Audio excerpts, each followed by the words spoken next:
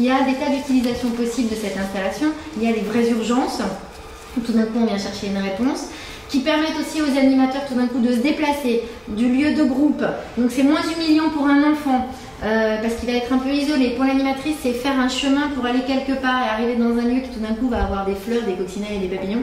Elle va mettre une blouse particulière qui est interactive sur laquelle l'enfant peut dessiner. Donc elle aussi, elle est dans un autre cadre. Donc elle aussi, elle redescend d'un cran. L'enfant déjà de se déplacer redescend d'un cran. Et puis ça permet au reste du groupe aussi de ne plus stigmatiser un enfant comme le casse-pied de service, parce que ça, j'y crois pas 2 secondes. Je ne crois pas qu'aucun enfant au monde adore faire chier le monde. C'est pas possible. Je pense que c'est forcément un enfant en souffrance. Donc si les autres ne le voient plus comme celui qui est casse-pied, mais comme celui qui a un bobo, en fait, simplement il ne se voit pas ce bobo, mais du coup il va à un endroit où il va soigner ce bobo, et bien il n'est pas vu de la même façon, et donc lui il ne va pas avoir cette étiquette collée sur la tête qui va faire que petit à petit il va vraiment finir par casser les pieds de tout le monde parce qu'on lui a fait croire que c'était sa définition première. Avec cette infirmerie à émotion, le Huffington Post m'a consacré femme de l'année au moment de la journée de la femme à cette époque-là, comme étant une femme artistique ayant un impact sur la société. Et donc après ça, j'ai eu beaucoup de demandes de gens qui voulaient visiter le lieu, le louer, et c'était pas possible. Donc j'ai créé une infirmerie à émotion itinérante avec 7 tapis interactifs qui ont tous un mode d'emploi, donc qui se roule, qui se range, donc qui peut aller dans n'importe quelle structure, n'importe quel budget. Elle a des tapis et une malle avec des activités. Donc elle peut aller dans des lieux, si on utilise tout en même temps, ça fait 350 mètres carrés. Mais le principe du tapis des ateliers fait que j'ai loué cette exposition dans des structures qui ont 30 mètres carrés d'espace et qui tous les jours mettent un tapis différent. C'est une exposition qui, voilà, on peut louer une partie, tout l'ensemble.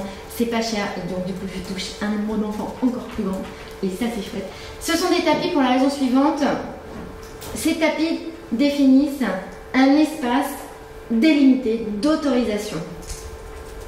Pour prendre le contre-pied à la fois de cette règle qui veut qu'on éduque les enfants avec beaucoup d'interdits qui font qu'au final on se retrouve chez un psy à 35 ans, et en même temps qui font que moi je crée vraiment une œuvre d'art, donc je reste dans mon métier d'artiste, mais que cette œuvre d'art, encore une fois, les enfants et les adultes vont se l'approprier. Cette exposition, elle se loue autant dans des centres de loisirs que dans des musées, dans des grands hôtels, dans des bibliothèques. Donc les adultes aussi sont amenés à utiliser ces tapis et à se rendre compte qu'au bout d'un moment, oui, telle ou telle émotion, elle se manifeste parce qu'en faisant, en fabriquant, en transformant une émotion, en création corporelle, il se passe quelque chose. Il y a une marelle émotionnelle, qui est une vraie marelle, mais sur laquelle il y a des gages liés à des émotions, la honte, la nostalgie, etc. Donc ce tapis, il peut être à la fois vraiment intérieur, on peut le vivre sans le raconter aux autres, mais ça peut être aussi un lieu d'échange où on va dire aux autres, ben moi j'aime bien le petit déjeuner parce que je suis avec ma mère, et puis qu'un autre va dire non, moi je préfère quand... ou oui, moi j'aime pas les tartines grillées, enfin etc. Et donc communiquer en jouant en fait des émotions, c'est mieux se connaître soi-même, mieux connaître les autres, mieux les accepter, etc. Il y a un tapis à bulles, donc sur une impression éponge, qui est un tapis particulier sur lequel j'installe des distributeurs de bulles qui contiennent de la gomme. Donc les bulles ne s'écrasent pas si vous ne les écrasez pas volontairement.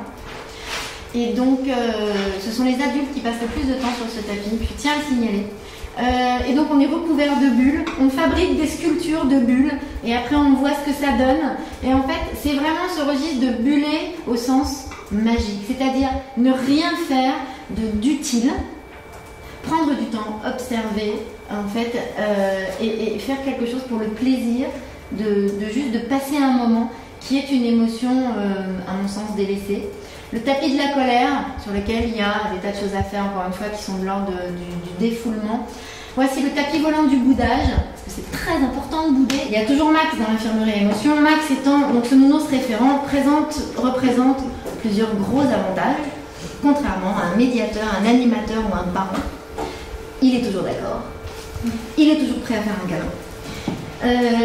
Il ne vous contredira jamais et il garde les secrets, quoi qu'il arrive. Donc Max est un référent indiscutable qui permet une chose essentielle dans l'utilisation de l'infirmerie à émotion, qu'elle soit fixe ou itinérante. C'est que c'est Max qui a un minuteur pour dire maintenant c'est terminé. Et ça ne peut pas se discuter. Et donc en fait, l'utilisation de cette exposition devient très facile parce que les enfants ne discutent pas ce que dit Max. Être dans un environnement qui est beau, qui sent bon, va tout d'un coup vous faire passer d'une émotion à une autre. Donc c'est aussi cette exposition en attendant, parce que c'est super, on se marre bien, on fait des tapis, c'est rigolo, mais l'idée c'est quand même de faire prendre conscience aux enfants de ce que c'est une émotion, à quoi ça sert, ce qu'on peut en faire, comment on peut continuer d'en faire des choses à la maison et comment ça marche. Je surfe aussi sur toutes les données que j'aurais apprises avec des neurobiologistes, des pédopsychiatres, des psychomotriciens. C'est comme pour la colère par exemple, écraser les feutres de toutes ses forces est un des ateliers qui est proposé pour une raison simple.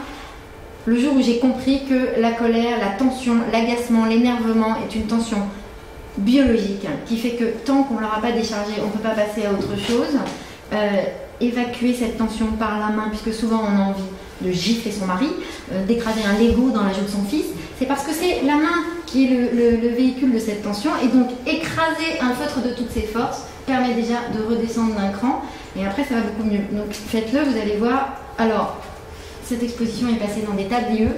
Je reçois encore des mails d'adultes qui me disent « Oh, j'ai toujours ma boîte de feutre à écraser, merci, merci ».